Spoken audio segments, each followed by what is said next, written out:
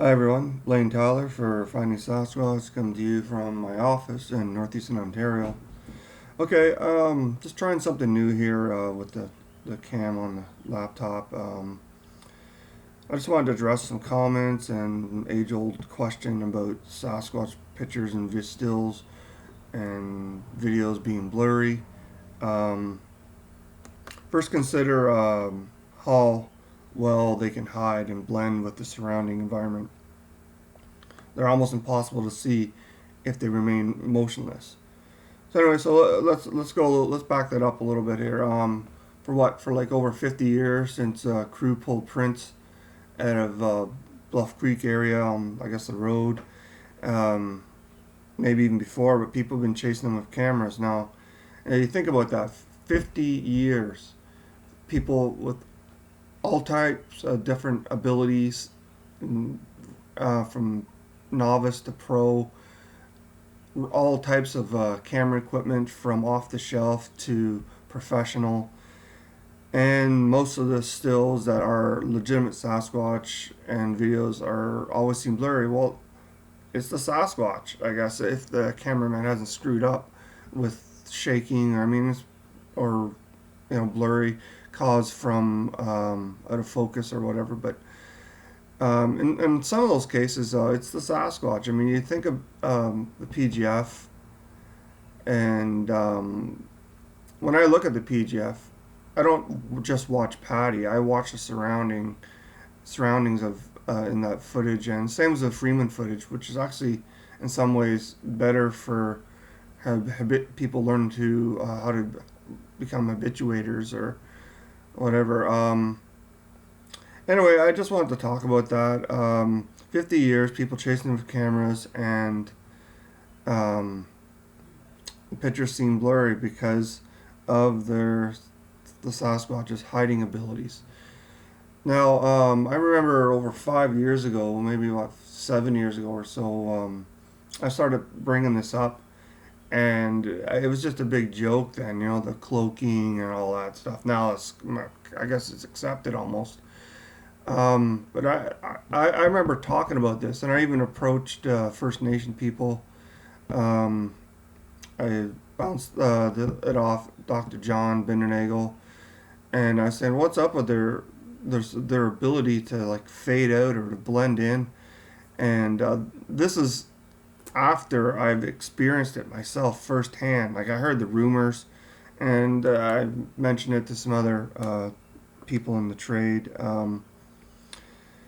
Anyway, it's something that there's no gauge on how they do it yet, other than there is some precedent. Like if you were to look at certain marine animals, fish, whatever, crustaceans, they go near a coral reef and they're gone. They just stop moving, and I don't know what happens, but they just totally blend in, and they're invisible to our eyes. Now I say that because whenever I used to go hiking with Sam, she could see them, but they'd be invisible to me in most of the cases unless they wanted you to see them. Anyway, here's a vid where they're on both sides of this hydro cut, and they're doing their blend hiding thing, except for this one. Well, the other ones are doing it, but with this one in particular, you can see his face and face expression change. And now I pulled some stills. He was on the other side. I didn't see him, but I knew they were there. Anyway, here's the vid. I called it Grumpy Sasquatch. Enjoy.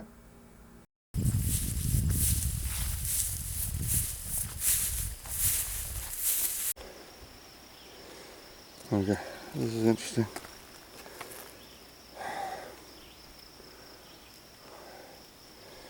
Just a broken off tree branch, but all the smaller branches have been torn off it. I mean, a person couldn't break a branch like that, even if that was natural cause. Snapped off. That one too. Those.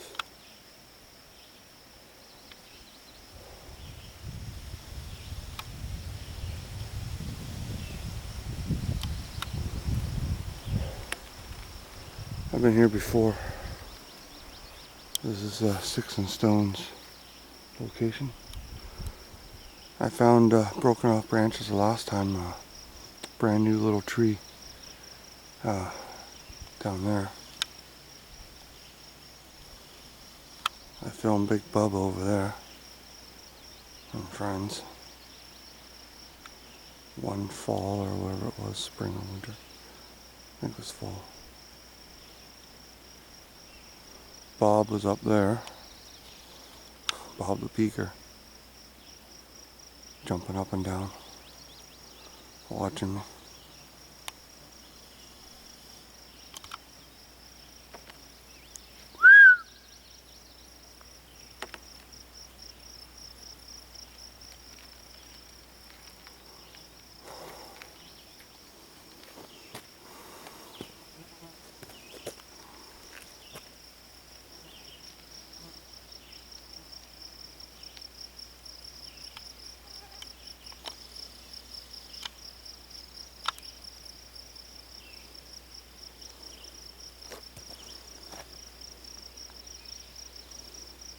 That's the rock where I leave peanuts or whatever gifts. I'm going to go inspect to see if they took the last things. Left some colorful pipe cleaners. Okay, so here's what I call temporary ethereal transition or ethereal transition, but what's more commonly known as cloaking. First of all, how big would that guy be? I don't know. It's bigger than me. That could be like a 9-footer there. Anyway, there's an outline of circled his whole body there, but I can clearly see his face there. He's got his mouth pretty much closed. Here's the clip again. I'm going to run that a few times just to help you try and spot him. You probably won't. I got trained eyes. People who want to learn to spot them have to train their eyes, especially if you want to spot them in the field in daylight. Or you can take a shortcut and get a forward-looking infrared FLIR. But anyway, there he is right there, an adult among other ones. There's some juvies closer to me in the boulders watching me. There's slight movement, nothing over dramatic, getting up and running. But anyway, this is real Sasquatch, and this is them doing their little hiding, blending trick, which people call cloaking, as I said. I mentioned earlier that face expressions, well, he's kind of got his mouth closed there. I don't know if you can see that. This is my older cameras from the vault, but you can see his two eyes. The right eye, only half of it was showing, and his mouth was closed. His head was a little bit more kind of slightly tilted to the right. That's my gifting area and a rock that I mark it. Anyway, I'm panning around. I know they're watching me. I'm just trying to catch them moving.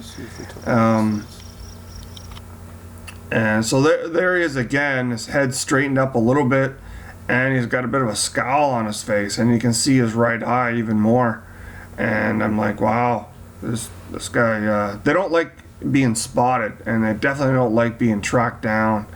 And hopefully you can see that. I can see that. People who've been following my videos or other people's videos have learned about their hiding abilities, or maybe learned to spot them a little better. But his right eye is more visible there, and his mouth's considerably more open. There's the original still where he's kind of, his head was tilted more. There's the grumpy shot, and here's that clip one more time.